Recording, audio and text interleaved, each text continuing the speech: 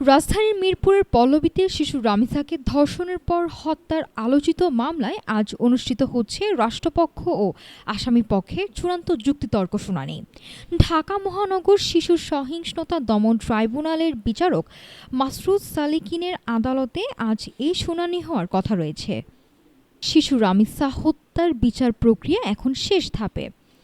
মাত্র ৪ দিনের মাথায় আজই শেষ হতে যাচ্ছে এই চাঞ্চল্যকর মামলার আইনি লড়াই। সকালে ট্রাইব্যুনালের রাষ্ট্রপক্ষ এবং আসামিপক্ষ তাদের নিজ নিজ দাবির সপক্ষে শেষবারের মতো আইনি যুক্তি ও প্রমাণাদি আদালতের সামনে উপস্থাপন করবেন। আর এই যুক্তিতর্ক শেষেই জানা যাবে কবে ঘোষণা করা হবে বহুল প্রতীক্ষিত এই মামলার রায়। এর আগে গতকাল বুধবার মামলার প্রধান অভিযুক্ত সোহেল রানা ও তার স্ত্রী স্বপ্না খাতুন আদালতে আত্মপক্ষ সমর্থন করেন।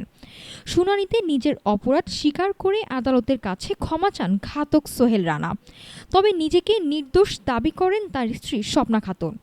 এর আগে মাত্র একদিনে চিকিৎসক ও তদন্ত কর্মকর্তা সহ ১৬ জন সাক্ষীর জবানবন্দি রেকর্ড করে আদালত।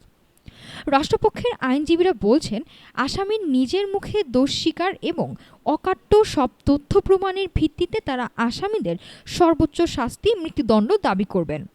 অন্যদিকে আসামিপক্ষ চেষ্টা করবে সাজা যতটা সম্ভব কমিয়ে আনার। দ্রুততম সময়ে এই বিচার প্রক্রিয়া চলায় সন্তোষ প্রকাশ করেছেন রামিসার পরিবার ও সাধারণ মানুষ। সবার দৃষ্টি এখন আদালতের দিকে, যাতে অপরাধীদের দৃষ্টান্তমূলক শাস্তির মাধ্যমে আইনের শাসন প্রতিষ্ঠা পায়। নাফিস সামিয়া, ঢাকা টুডে।